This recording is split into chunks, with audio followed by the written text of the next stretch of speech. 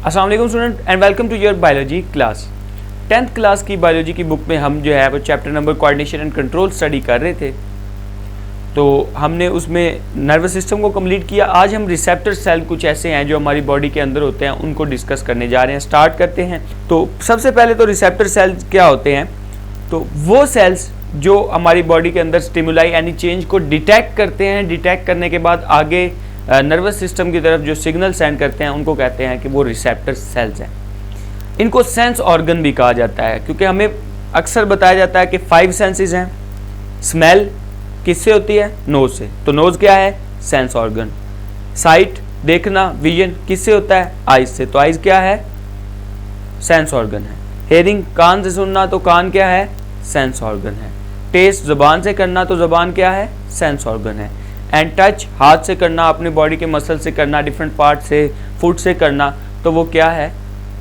Sense organ. तो वो तमाम चीज़ें जो आउटर एनवायरनमेंट में स्टिमुलाई को डिटेक्ट करके हमारे बॉडी की तरफ सिग्नल भेजते हैं, उनके बारे में उनको रिसेप्टर सेल्स और सेंस ऑर्गन का नाम दिया गया है।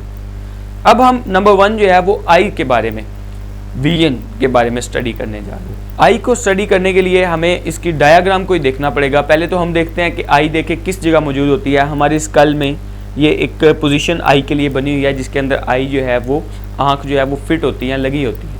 तो ये इसको जो है वो आई सॉकेट कहा जाता है। अब इसके अलावा जो है इसके ऊपर ही ये हमारी आई लिड वगैरह लगी होती हैं। ये क्या करती हैं? हमें पता है कि अगर आँखों में मट्टी चली जाए तो हम ऐसे ऐसे जल्दी जल्दी इसको हिलाते हैं, तो ये आँखों की जो है वो मट्टी वगैरह भी साफ़ करती है, प्रोटेक्ट करती है आई को कि कोई चीज़ अंदर ना चली जाए। उसके अलावा टेस्ट जो हैं वो जो हमारे आंसू होते हैं उनको भी वो ठीक करती है, उसको स्प्रेड करती है, फैलाती है आँख के ऊपर, ताकि उससे भी कोई जो है ना वो डिहाइड्रेशन ना हो। डिहाइड्रेशन से भी बचाने में ये काम अपना जो है किरदार अदा करती हैं। अब हमने अगर इसके पूरे स्ट्रक्चर को समझना है ना, तो हमें सिर्फ डायग्राम, अब बाकी सारी चीज़ें छोड़ दें, डायग्राम नज़र आ रही होगी, डायग्राम के ऊपर फोकस करें, और अगर कुछ लिखना है तो जो मैं बोल रहा हूँ उसे लिख लें, तो आपका पूरा क्वेश्चन आई के बारे में एक जो है ना वो बन जाएगा। लेकिन बेसिक ये है कि जब तक आप डायग्राम नहीं करेंगे आपका क्वेश्चन कंप्लीट नहीं होगा। जब आपको स्ट्रक्चर ऑफ आई पूछा जाएगा तो आप डायग्राम बना के उसके हिस्सों के बारे में लिख दें कि ये आगे होता है, ये पीछे होता है, ये इस पोजीशन पे होता है, तो आपका क्वेश्चन कंप्लीट हो जाता है। तो स्टार्ट करते हैं। डायग्राम ही पहले आगे रखेंगे। तो जो आई होती है, जो आँख होती है, वो पूरी एक जो आई बाल अक्सर देखा होगा, वो आई बाल क्या होता है? वो 3 लेयर के ऊपर जो है वो बना हुआ होता है। सो जो आउटर मोस्ट लेयर होती है, जो आउटर लेयर होती है वो बनी हुई होती है स्क्लेरा से और कॉर्निया से। मतलब आउटर लेयर जो है आई बॉल की, उसके 2 पार्ट्स हैं, एक को कहते हैं स्क्लेरा, एक को कहते हैं कॉर्निया।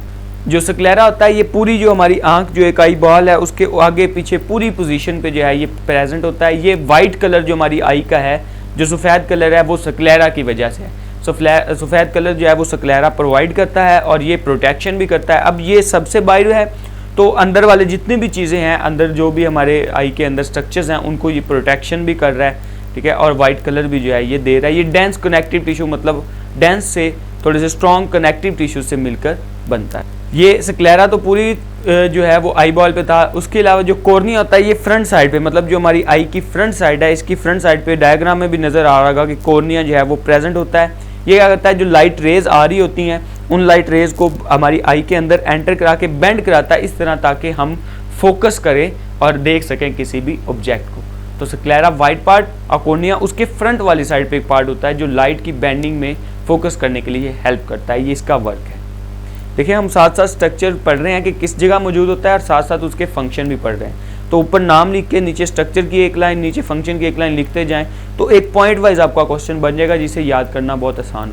अब जो मिडल लेयर्स होती है स्क्लेरा और कॉर्निया के बाद, जो अब उनके अंडर नीचे वाली साइड पे जो लेयर होती है वो मिडल लेयर होती है, वो कोरोइड से बनी होती है, उसको कोरोइड कहते हैं। इसके पास तमाम जो है वो ब्लड वेजल जो है वो मौजूद होती हैं, कोरोइड लेयर, मिडल लेयर। और ये डार्क कलर में होती है, और ये डार्क कलर हेल्प करता है ताकि जो हमारी रिफ्लेक्शन, जो लाइट अंदर मूव कर रही है, वो डिसरप्ट ना हो, वो ख़राब ना हो, उसको सही कंट्रोल करने में भी कोरोइड हेल्प करता है। और ये जो कोरोइड है, जब पीछे वाली साइड पे तो ये कंप्लीट है, आगे वाली साइड पे आके ये 2 मस्कुलर रिंग्स ऊपर नीचे इस तरह की डायग्राम में नज़र आ रहा होगा। तो ये इस तरह की जो है ना ऊपर नीचे लेंस से ऊपर नीचे जो है ना वो रिंग सी बना रहा है, ये कोरोइड जिसके पास ब्लड वेजल हैं। और उन दोनों को क्या कहते हैं जो ऊपर नीचे हैं, उनको आइरिस का नाम दिया गया। और उन दोनों के दरमियान जो होल प्रेजेंट है, ऊपर और नीचे वाली उस रिंग के दरमियान होल, उस होल को नाम दिया गया है प्यूपिल का। और ये प्यूपिल के अंदर ही जो है वो लेंस प्रेजेंट होता है, और जो लाइट है वो कॉर्निया के बाद सीधा प्यूपिल के अंदर जाती है। तो प्यूपिल के जो है ना वो अगर ये आइरिस इसको कंट्रोल करता है, आइरिस ऊपर हो गया प्यूपिल डायलेट कर गया, आइरिस नीचे हुआ तो प्यूपिल कॉन्स्ट्रिक्ट कर गया। तो जो ब्राइट लाइट होती है, देखिए जब मेरे मुंह पे एकदम से तेज रोशनी पड़ेगी तो हम सब क्या करते हैं, ऐसे करके उसको आंखें बंद करते हैं, मतलब हम आइरिस जो है वो नीचे की तरफ आता है और प्यूपिल कॉन्स्ट्रिक्ट कर जाता है फोकस करने के लिए। और जब डार्क लाइट होती है तो हम आंखें इस तरह खोल के देखते हैं, मतलब आइरिस जो है वो ओपन हो गया तो प्यूपिल डायलेट हो गया। ये आइरिस का फंक्शन है और प्यूपिल का। अब आइरिस के पीछे जो है वो एक कन्वेक्स लेंस जो है वो मौजूद होता है, जो फोकस करने में, जो देखने में, जो लाइट को फोकस करने में हेल्प करता है। अब ये अटैच होता है कुछ सिलेरी मसल्स के साथ, जो है वो अटैच हुआ होता है, और वो मसल जो है वो अटैच आगे आई के साथ होते हैं सस्पेंडरी लिगामेंट के थ्रू। तो ये सस्पेंसरी लिगामेंट जो है ये उसको लेंस को पूरी आई के स्ट्रक्चर के अंदर एडजस्ट करते हैं, अटैच कर देते हैं। ये आपको नज़र आ रहा होगा ब्लैक ब्लैक कलर के थ्रेड लाइक स्ट्रक्चर जो बने हुए हैं वो लिगामेंट्स हैं, मसल्स हैं जो लिगामेंट के ज़रिए अटैच हुए हैं। अब अगर हमें बहुत दूर देखना है तो क्या होता है कि ये जो लेंस है वो इन मसल की एक्सपेंडन की वजह से वो लेस कन्वेक्स हो जाता है और हमें देखने में मदद करता है। अब आ गई नेक्स्ट मिडल लेयर, तो हेडिंग के साथ दिखेंगे तो आपको आसानी होगी। जो इनर लेयर होती है वो सबसे मेजर पार्ट जो है वो ये इनर लेयर ही है, और इसे नाम दिया गया है रेटिना का। और यही फोटो सेंसिटिव एरिया है, मतलब जो हम देखते हैं, जो हमारी इमेज बनता है आई के अंदर, जो भी चीज़ हम देख रहे हैं वो रेटिना के ऊपर बनता है। इसके पास अब दो टाइप ऑफ सेल्स होते हैं जो ये चीज़ करने में हेल्प करते हैं, उनको कहते हैं rod cell and cone. Rod cell जो हैं ये सेंसिटिव होते हैं डिम लाइट, मतलब कम लाइट में रॉड सेल एक्टिवेट होते हैं, और जो कॉन सेल हैं वो ब्राइट लाइट में एक्टिवेट होते हैं। ब्राइट लाइट में और कलर विजन में कॉन सेल्स, और डार्क लाइट में या डिम लाइट में रॉड सेल्स जो हैं वो एक्टिव होके हमें विजन में हेल्प करते हैं। अब आई के रेटिना की जो बैक साइड है उस पे दो पॉइंट्स होते हैं, आपको जो बैक साइड नज़र आ रही होगी ना जहाँ पे ऑप्टिक नर्व्स हैं, वहाँ पे एक ऑप्टिक का नाम दिया गया है और एक फोविया का नाम दिया गया है। जो ऑप्टिक का नाम दिया है उसे पूरा है ऑप्टिक डिस्क, और दूसरा फोविया है। पहले फोविया के बारे में उसने डिस्कस किया कि फोविया क्या होता है। ये एक ब्लाइंड स्पॉट है जो उसके ऊपर प्रेजेंट होता है, इसके अंदर कौन सेल्स जो हैं वो पैक किए हों, तो जब लाइट आती है वो इस फोविया के ऊपर जो है वो फोकस करती है, और फिर हम कलर विजन में और हमें अच्छी विजन जो है वो इसके ज़रिए नज़र आती है। दूसरी है ऑप्टिक डिस्क। तो जो ऑप्टिक नर्व्स जो हैं, अब जो नर्व्स जो आगे ब्रेन की तरफ जा रही हैं आई से, ऑप्टिक नर्व्स जिन्हें हमने कहा देखने वाली नर्व्स जो हैं, वो जो रिसेप्टर्स हैं वो आगे लेके मैसेज जाती हैं, उन नर्व्स जहाँ से एंटर कर रही हैं, रेटिना के साथ अटैच हो रही हैं, उस पॉइंट को ऑप्टिक डिस्क का नाम दे दिया गया। इस पे कोई रोड्स और कोन सेल इस पे नहीं मौजूद होते तो इसे ब्लाइंड स्पॉट भी कहते हैं, क्योंकि रोड एंड कोन सेल ही हमें देखने में मदद देते हैं, अगर वो नहीं है तो ब्लाइंड स्पॉट इसे नाम दे दिया। अब जो पूरी आई की कैविटी है, आइरिस जो है वो उसे दो हिस्सों में डिवाइड करता है, एक इंटीरियर चैम्बर, एक आउटर वाला चैम्बर, पोस्टीरियर चैम्बर। तो जो इंटीरियर होता है वो आगे वाली साइड पे होता है आइरिस के फ्रंट वाली साइड पे, और जो पोस्टीरियर होता है वो बैक वाली साइड पे मौजूद होता है। जो इंटीरियर साइड होता है, मतलब कॉर्निया और आइरिस को, आइरिस से आगे और कॉर्निया के दरमियान जो चैम्बर होता है उसमें एक क्लियर फ्लूइड मौजूद होता है जिसे एक्वस ह्यूमर का नाम दे दिया गया, वो क्लियर फ्लूइड होता है। और जो बैक साइड वाला पोस्टीरियर चैम्बर होता है उसके अंदर जेली लाइक फ्लूइड मौजूद होता है जिसे विट्रस ह्यूमर का नाम दे दिया गया, कि मतलब ये दो तरह के फ्लूइड मौजूद होते हैं, एक सिंपल फ्लूइड क्लियर फ्लूइड और एक जेली लाइक फ्लूइड, जिसे एक्वस ह्यूमर और विट्रस ह्यूमर का नाम दिया गया। अब आगे जो आ रहा है वो फंक्शन वाली हेडिंग आ गई कि अब इसका फंक्शन किस तरह होता है। तो जब लाइट जो है वो आप हमारी आंख के सामने आती है, अंदर मूव कर रही है, जितने भी ऑब्जेक्ट्स हैं जो हमें नज़र आ रहे हैं, ये एक्वस पहले कॉर्निया के अंदर गई, फिर एक्वस ह्यूमर के अंदर मूव करती है, आइरिस से आगे जो है वो विट्रस ह्यूमर से मूव करते हुए वो लाइट जो है वो फॉल करेगी, गिरेगी रेटिना के ऊपर, और वहाँ पे एक इमेज बनेगा। अब वो इमेज जो है वो फिर ऑप्टिक नर्व की से उसके जो सिग्नल्स हैं वो रिसेप्टर सेल जो है आगे ब्रेन की तरफ लेके जाएंगे, जो सेंसेशन ऑफ विजन बनाएगा।